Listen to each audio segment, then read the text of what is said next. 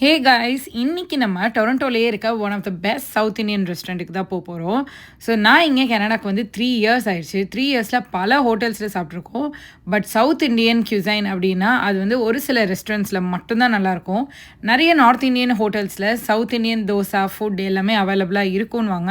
But என்னதான் இருந்தாலும் நம்ம ஊர் சாம்பார் சட்னி மாதிரியே வராது. ஸோ இன்னைக்கு நம்ம வந்திருக்க ரெஸ்டாரண்ட் எல்லாருக்குமே தெரியும். டொரண்டோவில் இருக்காங்க அப்படின்னா கண்டிப்பாக இந்த ரெஸ்டாரண்ட்டில் சாப்பிட்ருப்பாங்க. அன்னலக்ஷ்மி ரெஸ்டாரண்ட் தான். இவங்க இன் அண்ட் அரௌண்ட் ஜிடிஏல பல பிரான்ச்சஸ்ல ஆப்ரேட் பண்ணிட்டு இருக்காங்க. நான் இவங்களோட டவுன் டவுன் பிரான்ச்சுக்கும் உட்பிரிட்ஜ் பிரான்ச்சுக்கும் போயிருக்கேன். டவுன் டவுன்ல இருக்க இவங்களோட பிரான்ச்சுக்கு போனோம்னா நம்ம அப்பாயின்மெண்ட் ஃபிக்ஸ் பண்ணிட்டு போற மாதிரி இருக்கும். அவ்வளோ கூட்டமா இருக்கும். ஆனா நாங்க வந்து இந்த உட்பிரிட்ஜ் பிரான்ச்ல அவ்வளோ வெயிட் டைம் இல்லை. நாங்க போனதுமே உட்காந்துட்டோம். பிகாஸ் சீட்டிங் அரேஞ்ச்மெண்ட்லாம் பர்ஃபெக்டா இருந்தது. நிறைய சீட்ஸ் ப்ரொவைட் பண்ணியிருந்தாங்க. இந்த உட்பிரிட்ஜ் பிரான்ச்சோட தீம் வந்து பிரின்ஸ் அண்ட் பிரின்சஸ் வெட்டிங் அப்படின்னு போட்டுருந்தாங்க. அந்த நேம்க்கு ஏற்ற மாதிரி நல்ல ட்ரெடிஷ்னல் லுக்கில் ஃபுல்லாக வந்து வெட்டிங் தீம் பேஸ்டான லைட்டிங்லாம் கொடுத்து சூப்பராக செட்டப் பண்ணி வச்சுருந்தாங்க. குட் ஆம்பியன்ஸோடு இருந்தது. நீட் அண்ட் க்ளீனாகவும் மெயின்டைன் பண்ணியிருந்தாங்க. நாங்கள் போன டைமில் வந்து மினிமல் நம்பர் ஆஃப் பீப்புள் தான் இருந்தாங்க.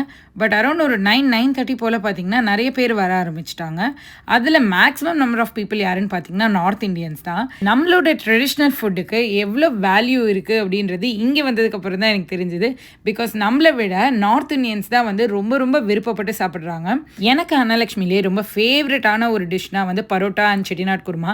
இவங்களோட செட்டிநாட் குருமாவோட ஃப்ளேவர் வந்து ஒரு நான் வெஜிடேரியன் குருமா ஃப்ளேவர் அளவுக்கு இருக்கும். அவ்வளோ சூப்பராக இருக்கும். நாங்கள் அன்னைக்கு நியர்லி வந்து ஒரு 5 to 6 கிலோமீட்டர்ஸ் நடந்து வந்து வாக்கிங்காக வந்தவங்க நாங்கள்.